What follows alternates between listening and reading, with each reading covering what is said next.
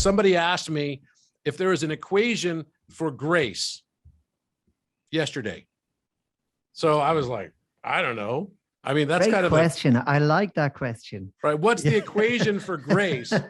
And you know, I thought, well, it probably has something to do with the golden rule, right? And the golden rule is do unto others, right? And what I wrote back to him, and I said, look, this is just straight off of just pure intuition. I have no idea if there's any, sort of scientific basis for this, but the equation I would write for grace would probably be phi minus 1 is equal to 1 over phi. Yeah, I was going to say 1 plus or minus square root of 5 over 2, which is well, there you go. That's phi, right? Yeah. So effectively, it's the same thing what you just said, and so I wrote that back to him. I'm like, that's just my intuition telling me, I don't know. You asked for it. I'm not going to give you any substantiation behind it, but it felt right. Well, yeah, the golden ratio is a kind of the most graceful, the most beautiful of harmony. And so, yeah, I resonate with that, with what you're saying there.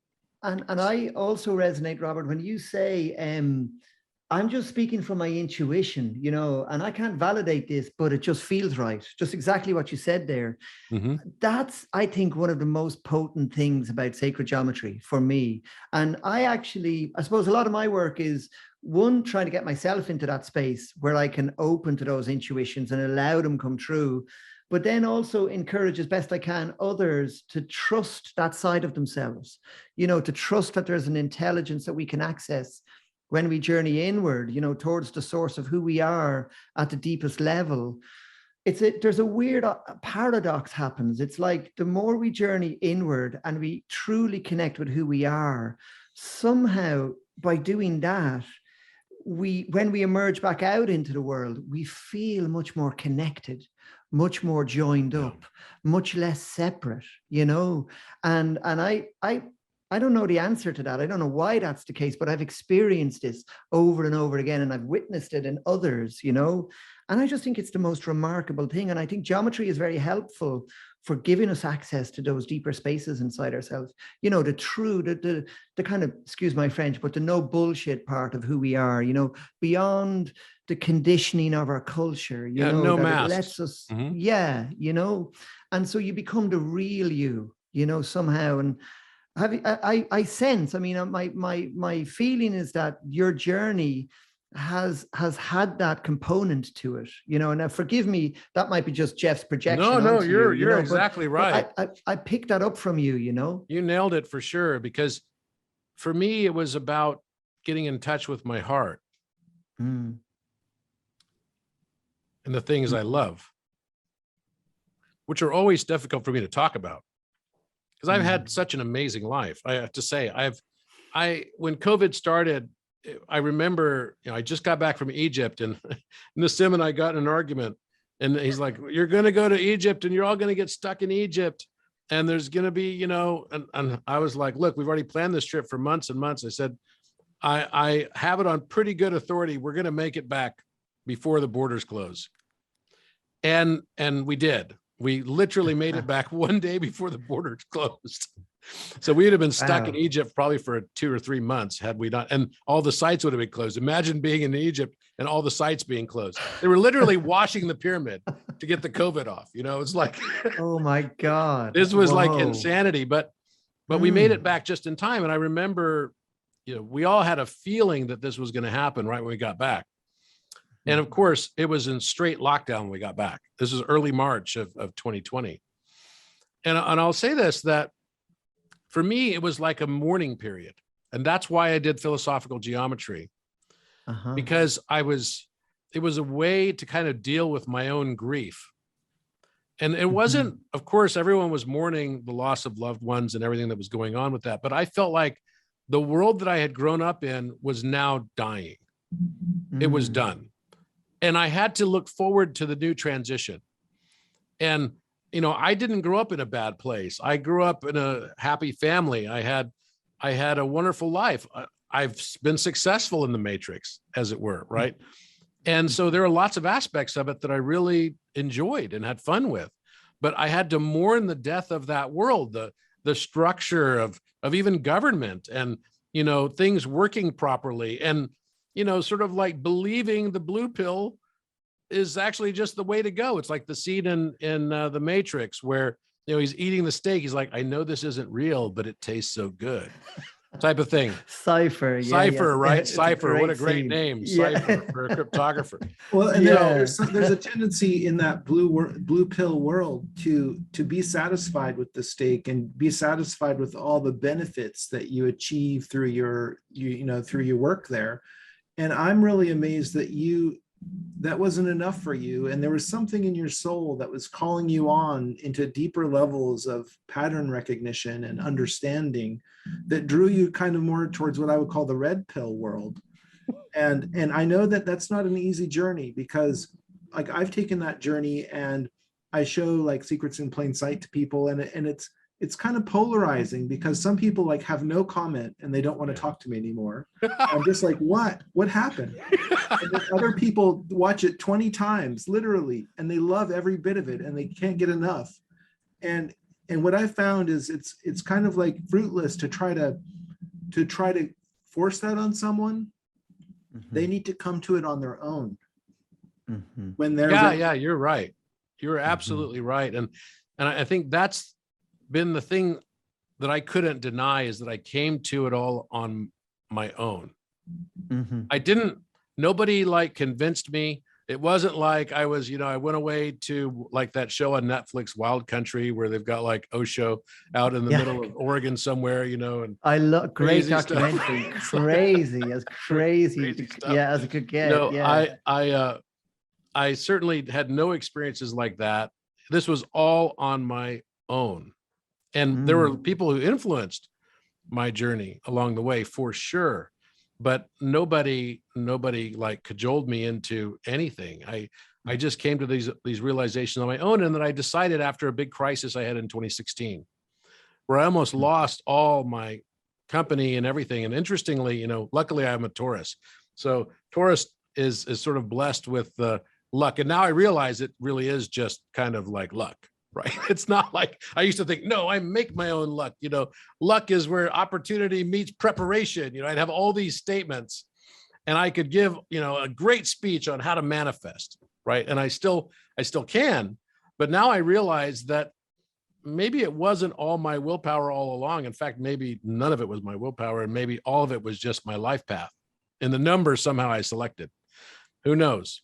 And so I started thinking differently about all the things that I had so-called achieved, right? And I had many accolades. You know, I set up the Chamber of Commerce in Orange County. You know, now it has several hundred members. I was all the things. I gave a speech at a university in 2011. It was 150th anniversary for Chapman University, and I gave their commencement speech. And you know, I got recognized at UCI, University of California, Irvine, for being an engineer of the future. You know, I've gotten all these accolades and awards, but the thing that was missing is I didn't know myself.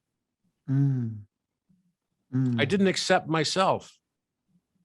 That's why I kept going harder and harder and harder to somehow, with each new accomplishment, be good enough. And, you know, I part of it, I don't blame any of it, because this is the life path I chose. Now I understand this.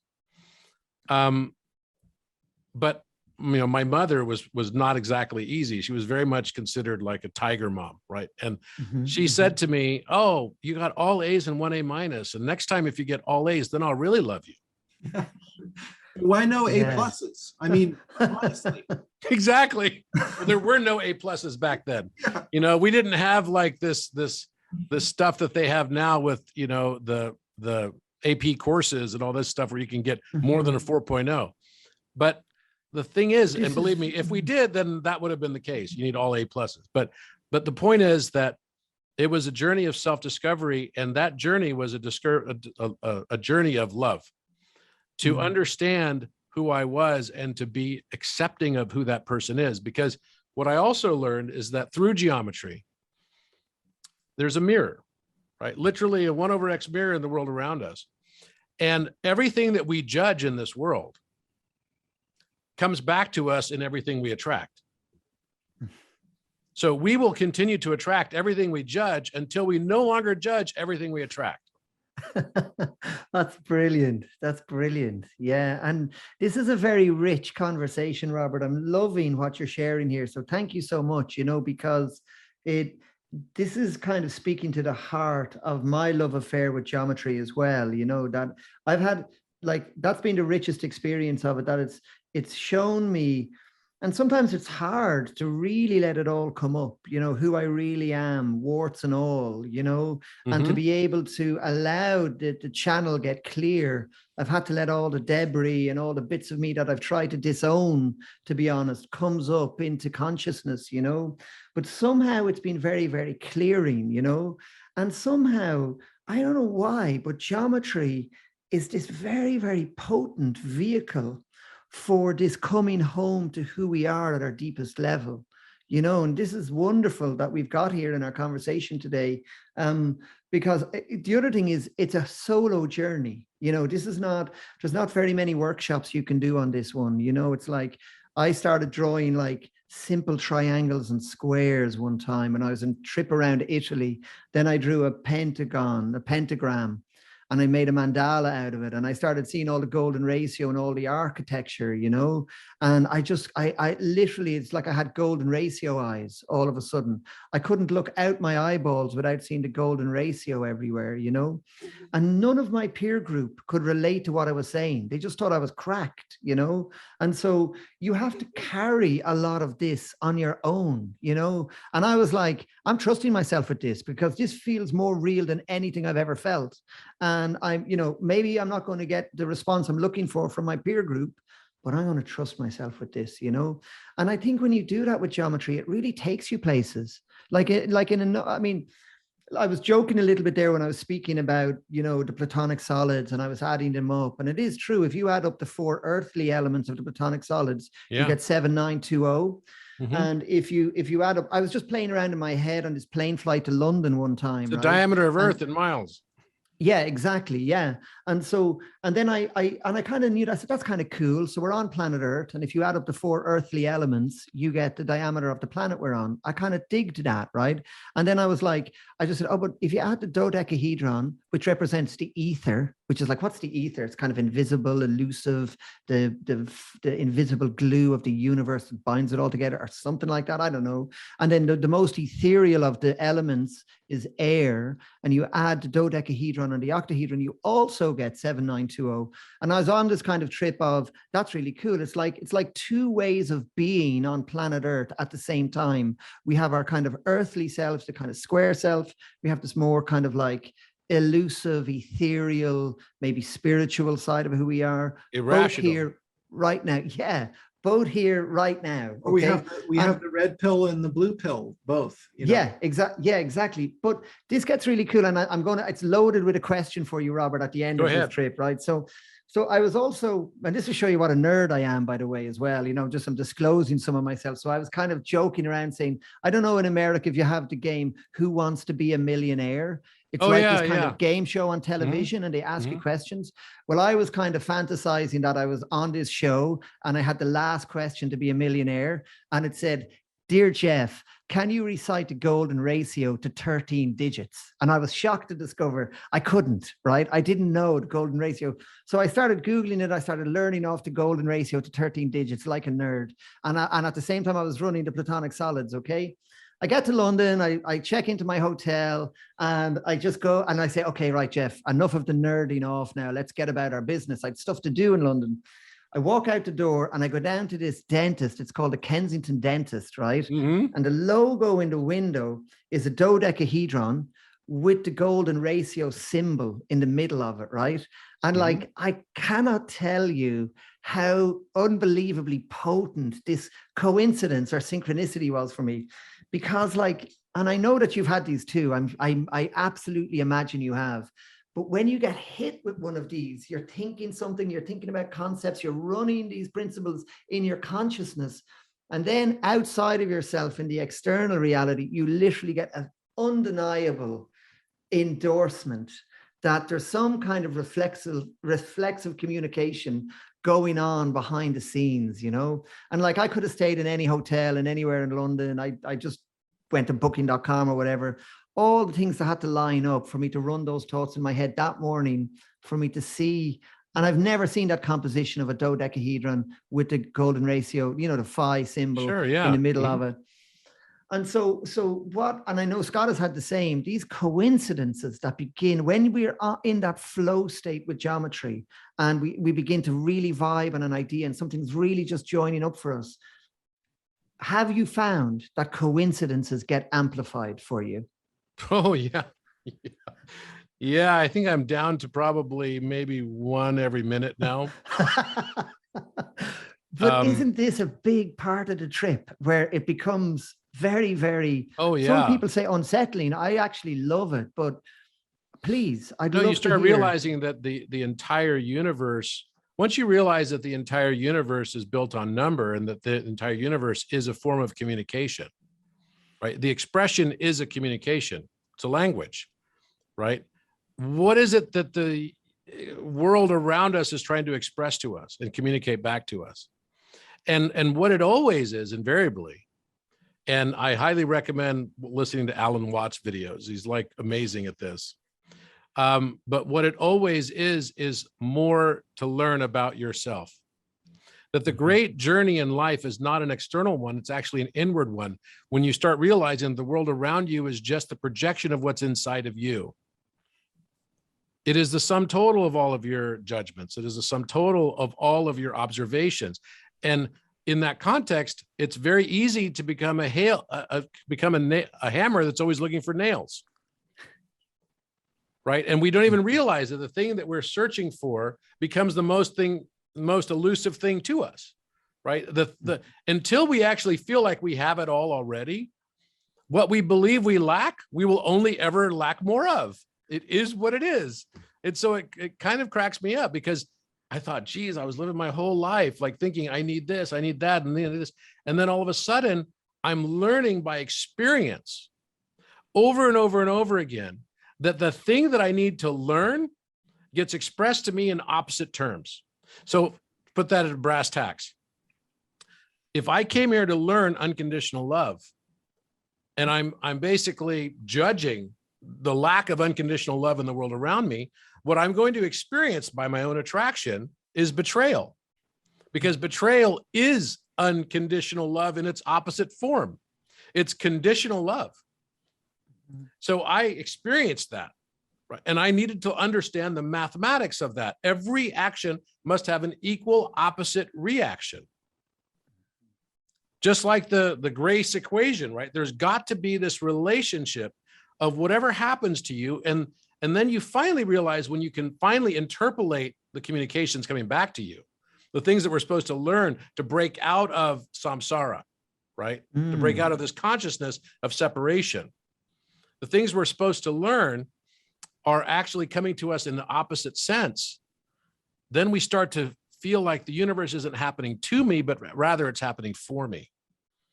It's happening for my advancement, for my understanding. So even when bad things, quote unquote, happen, instead of asking, why did that person do this to me? I tend now to look within. Why did I want to experience this?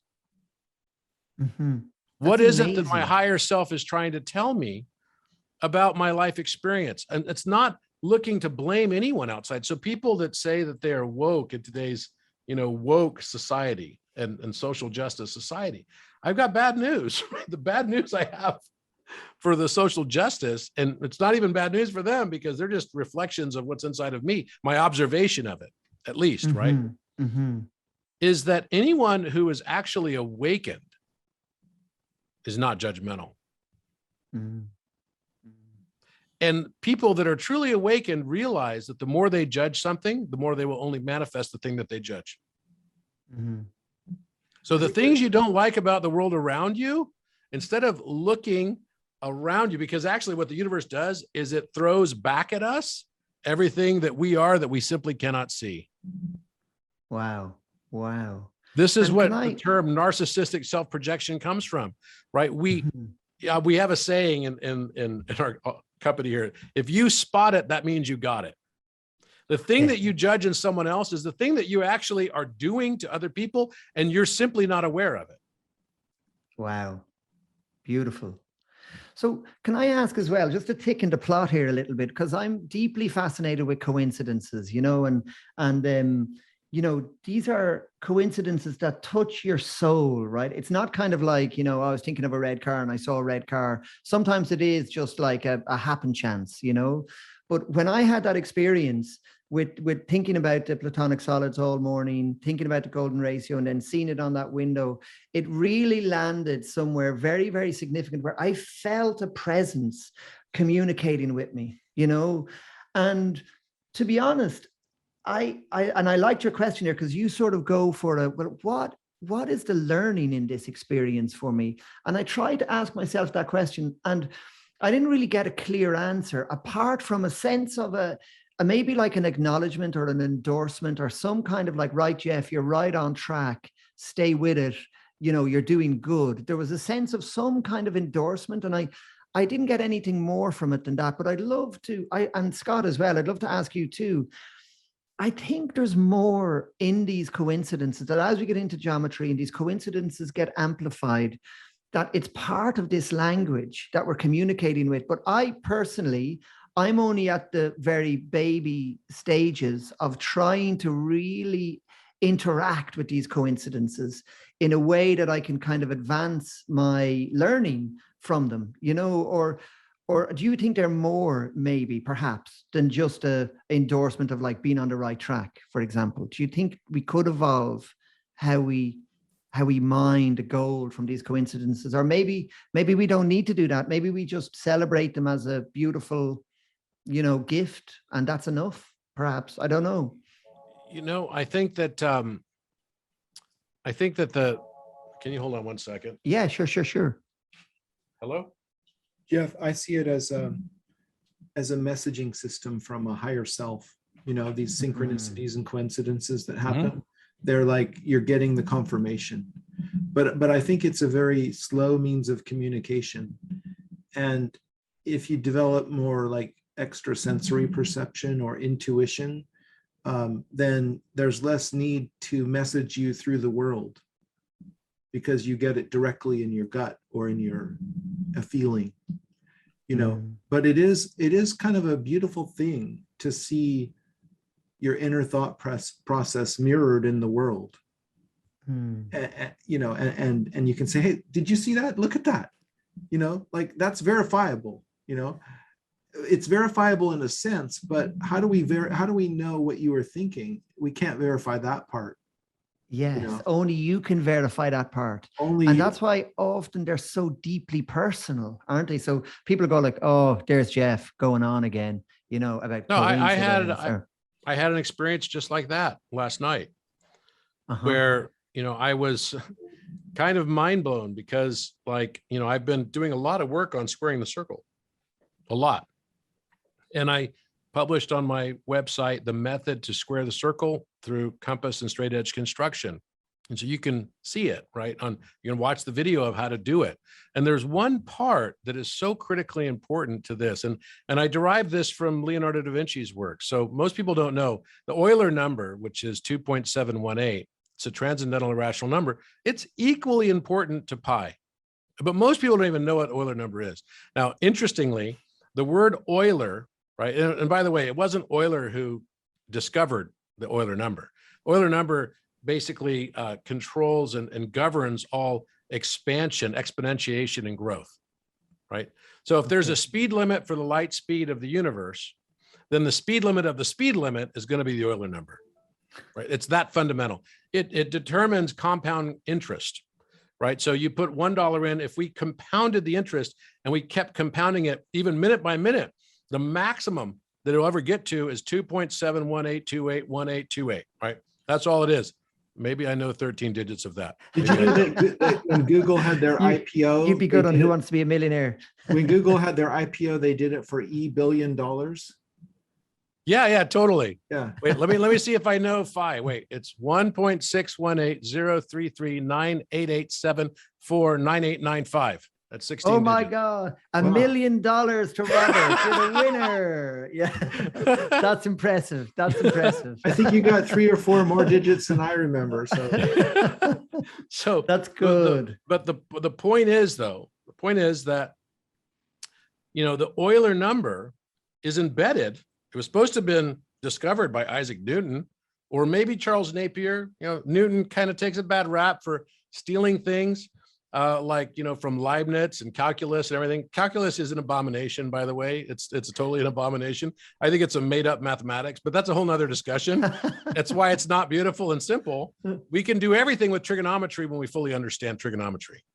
Trig is magnifique, right? It's like incredible. But it's all based on the circle, the trig. yeah, it's all based on the circle and quadrants of the circle. Yeah, And it's a philosophy of there's unity because It's of a the philosophy of unity through quaternity, right? It's like fourfold mirror symmetry. And so basically what you know, I had noticed was that what Da Vinci encrypted in the Vitruvian Man, the famous, you know, sketch that was like a loose leaf sketch, and it sits today in Venice in a museum, was not even close to squaring the circle. Now, Da Vinci studied the topic of squaring the circle, according to Walter Isaacson. I read his book on, you know, the biography on Leonardo da Vinci's life. And what he basically says is Da Vinci spent 10 years perfecting squaring of the circle. But it Now, wasn't a how is it? mistake. The way he did it was not. Yeah, it's so off, right? It's so off from how everyone else was looking at the world. They're looking at, okay, how do you get either an area or a perimeter matching the circumference of a circle, or the area of the square matching the area of a circle. And those are the two ways to square the circle. And he did neither. He did something kind of right in between. And the thing that he did in between was genius. And what nobody understood about it, and what I had found, was that actually the area of the square Da Vinci placed is the Euler number when the circle is pi. Wow, really? This was hundreds of years before Napier or Isaac Newton purportedly discovered the Euler number. And there is something fundamental to the relationship of Euler over pi. And it connects back to 432 and the fine structure constant of 137 and the golden angle 137.5. Because basically the relationship between the two, Euler to the power of pi, the inverse of Euler to the power of pi equals 1 over 0.0432. So Euler to the power of pi is 23.148. Well, 1 over 23.148 is 432. That's the Tetractys number. And what is the diameter of a circle with circumference of 432? 137.5, the golden angle. Okay, so he embedded it. And by the way, he put all of this in his document, because the way I discovered it was I found that the unit of measure that was used at the time of Da Vinci's life was still the inch, right, and the foot. They also used palms, and there are other measurements, but it was no coincidence that Da Vinci made the diameter of the Vitruvian Man circle exactly 4.3262798 inches. And why is that number important? Well, when you double it, it's 8.65255 inches. And that, by the way, is the exact ratio between Euler and pi. Euler over pi equals 0.865255. Now, these numbers are really close to the diameter of the sun, right? 864,000 miles. It's actually got 865,000 miles. And if you look at the sun hidden in plain sight, would it surprise you to know that the circumference of the sun is the Euler number in miles? Yeah, I know that. I made a graphic about that a long time ago, but it's also the E and pi and phi are all encoded in the Great Pyramid.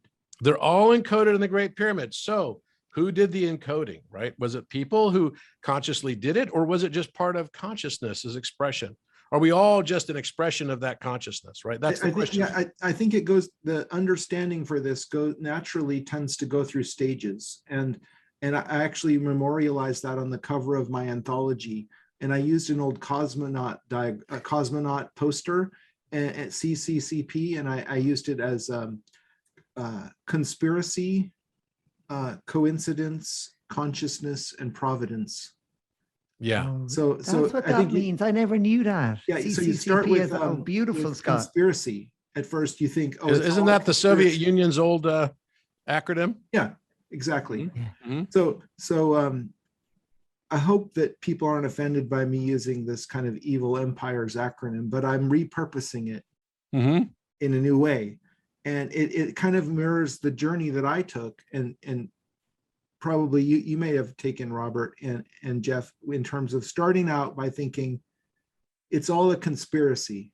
There must be Freemasons, for example, Who know all of this. somebody Mhm. who knows all of this, and and then you start to look deeper maybe, and you see there's all these coincidences that seem to happen, and then you start wondering, okay, maybe it's all related to consciousness. Maybe that's a deeper level of explaining all of this, and I use providence primarily because of the acronym, but it's kind of like there's a fortuitous, beautiful, positive nature to the universe that underpins all of this, that guides us in our individual paths in a helpful way. And I find that it's kind of an expansion of your boundary to go through these stages individually. To start out with thinking it's all an evil human conspiracy is a natural first step, but then going beyond that and starting to realize, well, the size of the moon and the earth are expressed by squaring the circle, and the golden ratio is embedded in that, and the Great Pyramid encodes that, and that couldn't have been a conspiracy because it deals with the size of our moon. Yeah. Or the movement of Mars around our planet, Yeah, and you keep going and you realize that it's so much vaster than So much bigger. than a conspiracy would encompass. And then you go beyond, and it's kind of like this process of continually blowing through your boundaries and continually blowing your mind. Yeah. Yeah, no, you're absolutely right. And so that's where I came to when I went through this whole process, and to decrypt the work of Leonardo. And maybe it wasn't even the work of Leonardo, it was just the work of consciousness. Because that's working through him. He was a wonderful instrument of higher intelligence. And I think we could speculate whether how much of that was he aware of consciously, and how much of that was he merely the instrument that wrote it down. let me give you an example. If I go back to 2014, I was drawing circles and squares without even knowing anything about Vitruvian Man other than that it existed. I was drawing circles and squares with the proportions of 432 and 1000 and 864, and basically describing it. In fact, you could see that I didn't even have a compass then. I didn't even have a compass. I just kept seeing 864, 432, and the diameter was 137 and a half. And I was like, why do I keep seeing this? And I wrote it in my notes, and now it's in one of my books that's available. But I wrote in one of my notes, which is, I think there's something fundamental to Euler over pi. And then that exact relationship 6 years later shows up in the analysis I did of Vitruvian Man, and that the area of the Vitruvian Man square is the Euler number. It's not even close to pi. It's 0.865255. It's not 1, right? And so people that were in the art historian world would not even know to make that connection. It's like they just thought, oh, he was making it, and yet it's still beautiful, right? That somehow you look at that, and the way by placing the square at the base of the circle, it has this beautiful aspect to it. So what I then started to embark upon was, okay, how could I recreate this transcendental and rational number, both of them in this relationship with each other, without any measurement whatsoever? And what I found is that the solution is very possible. All you have to do is you draw a circle, any size circle, it doesn't matter, and then exoscribe a square, which there's a construction that can be done, right, using geometric principle and the ancient method, right, without any measurement whatsoever.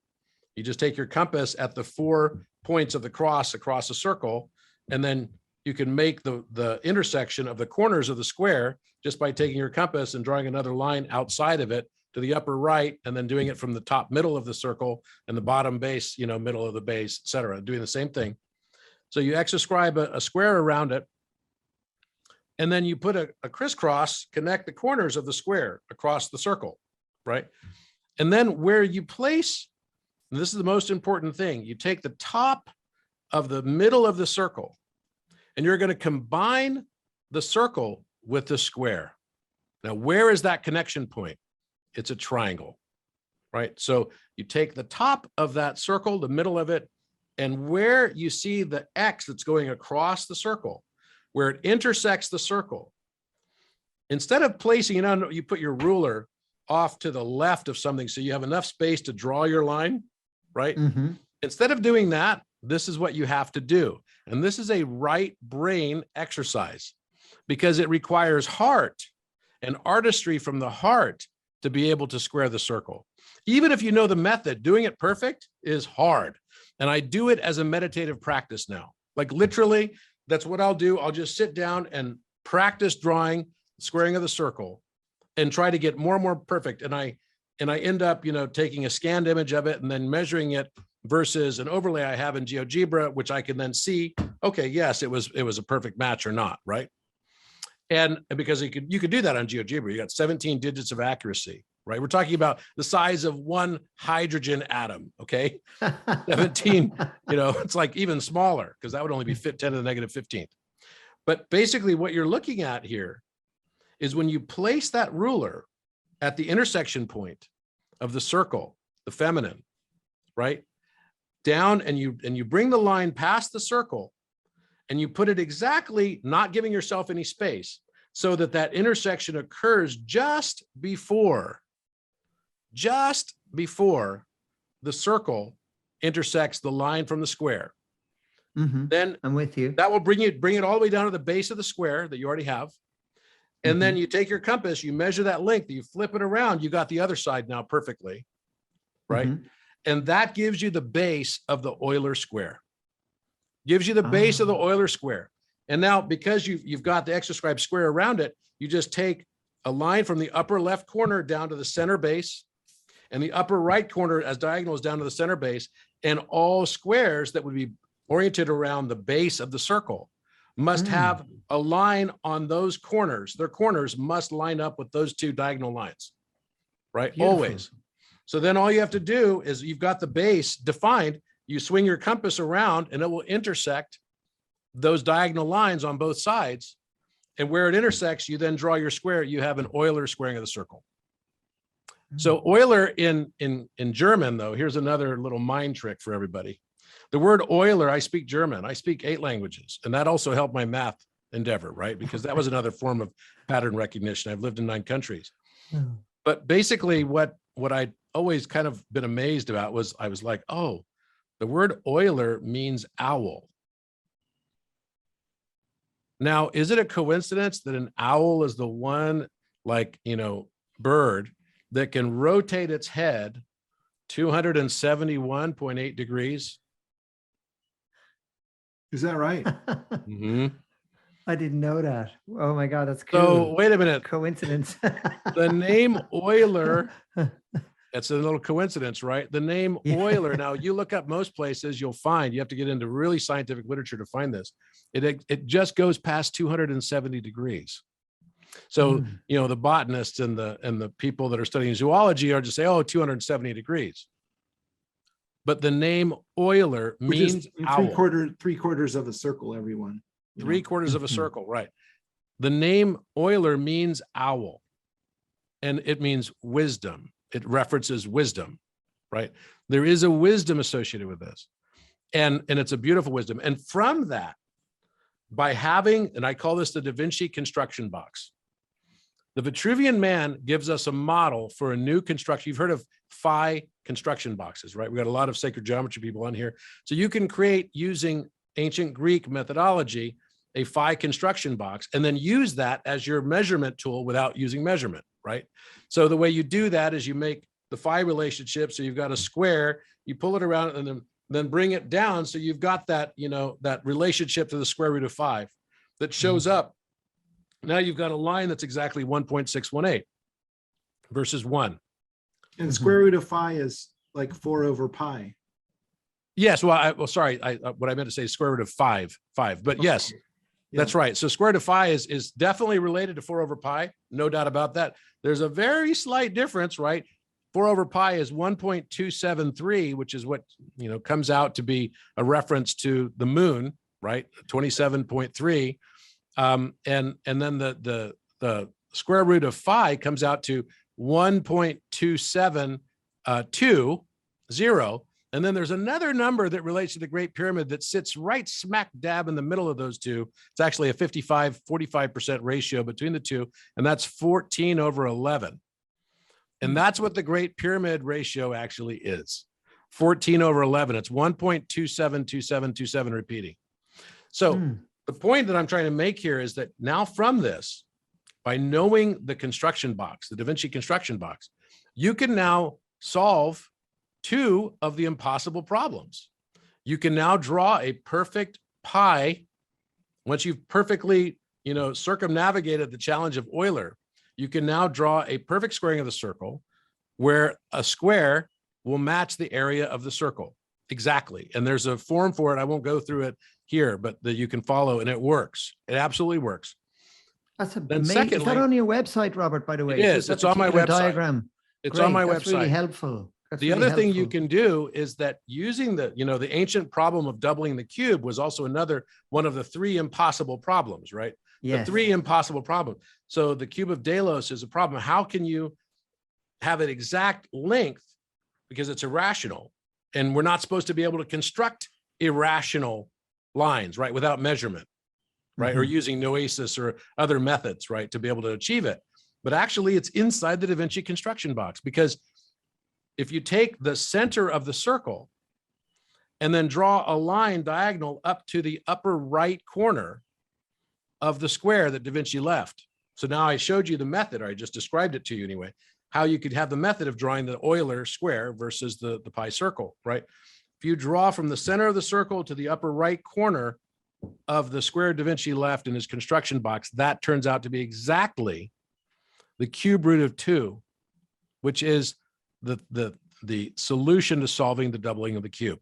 That's an elegant way to get it. I know Isaac Newton devised a method that I covered in my constructions course using noesis, or it's also known as the marked ruler technique, but it requires that you use measurement. Yeah, the noesis, that's what I was referencing, and it's a measurement. I don't do this with any measurement at all, and it comes out perfect. So basically, if you take the base of the square of Da Vinci's, Euler value, the owl, right? The wisdom of the owl. You take the base of the square and you take half of that value and make that 1. Then from the center of the circle to the upper corner of the square in a diagonal will be exactly 1.25922, whatever. It's Is that the cube root of 2? Yep, it's exactly the cube root of 2. So now you can actually construct, and I've got on my website and showed in the video as well, how to do it. And then, so that's the second problem. So squaring the circle, the cube root of 2, and solving the cube of Delos problem, how to double a cube, supposed to be impossible. And squaring the circle is supposed to be impossible. Gauss, mainly Wansel, Pierre Wansel, a French mathematician, purportedly proved it's impossible to square the circle. So there used to be competitions on squaring the circle all the time. Now there's no more competitions because this guy said, no, it's not true. And in this case, the squeaky wheel got the most oil, right? And that's all it was, is he just said, no, it's impossible, and everyone gave up on it. Well, I think it impossible. was Lindemann who discovered or proved in the 19th century that squaring the circle was impossible because of the transcendental nature of pi. But it's part of the human soul to try to reconcile opposites. And Geoff and I did this whole squaring the circle workshop and intensive, and we delved deeply into this archetype. And even though it's, quote, impossible, and you seem to have found a way to make it possible. It's totally possible. I can tell you it's 1000% possible. And Wansel went on, and so did Lindemann. Lindemann, absolutely. I think it was 1888 that he wrote the paper on the impossibility of squaring the circle. but I can tell you it is absolutely, maybe it was 1882. It's absolutely possible. But are you finding an exact geometric solution or one that's just very, very Exact. good? Wow. Exact. Yeah. Exact geometric solution to 17 decimal digits of accuracy. In GeoGebra, you're In GeoGebra. Yeah. Yep. Amazing. Mm-hmm. Yep. Mhm. I mean, Absolutely. and this is satisfying because we all want to square the circle. We want to reconcile heaven and earth. We want to bring the finite together with the infinite. You know, we have this tension in our souls that we want to reconcile, and it's not helpful that someone says, "Well, that you can't do that. That's impossible." No, it is Yeah. absolutely possible. It's not easy. It's not easy. Yeah. And it requires art, right? It requires a lot of art and art Incredible. history to do it. It's not something that you can just follow the method for and perfect. It's a heart exercise more than a brain exercise once you understand the Mm. method. But I do Mm. videotape it so you can see it. But what's interesting also is that using the Da Vinci construction box, you can solve the other things that Wansell proved were impossible, which were drawing, prime numbers as polygons. Mm. So inside the construction box, the ratios and relationships of that construction box, of that Euler square and that pi circle, give you the solution to solving how to draw without construction measurement, the Mhm. heptagon, the nonagon, the hendecagon, right? The tridecagon, all of them, all the way, I did all of them all the way up to the number 23, right? And perfectly, They without all any fall measurement. out of that diagram. They all perfectly. fall out of the Vitruvian man relationship of an Euler square and a pi circle. This blows my mind, to be honest, because I mean, that diagram is so rich, and I never knew that there was a kind of a guidance to draw the polygons geometrically, This but is all the way- I 5D construction box. The Mhm. 5D construction box is what Da Vinci left in the Vitruvian man's proportions. That's the 5D Mhm. construction box. Mhm. Robert, That's I want to do incredible. a workshop with you on this because we should all do one together, I'd love to. Mhm. because this would Mm. be amazing to teach people how to generate all of these polygons coming out of the Vitruvian man. I mean, the Vitruvian man is the most iconic depiction of the human body ever made. And I've done a rendition of it where I put half of a female anatomy and half of a male anatomy on there because I feel that it's really representing the human condition. I'd and love to see that. That's it's cool. not, it's kind of inappropriate now. It's not, yeah, It's just a male. the whole point is to see that the woman is there. And that's actually what I wanted to show you guys. And I can actually go a little bit longer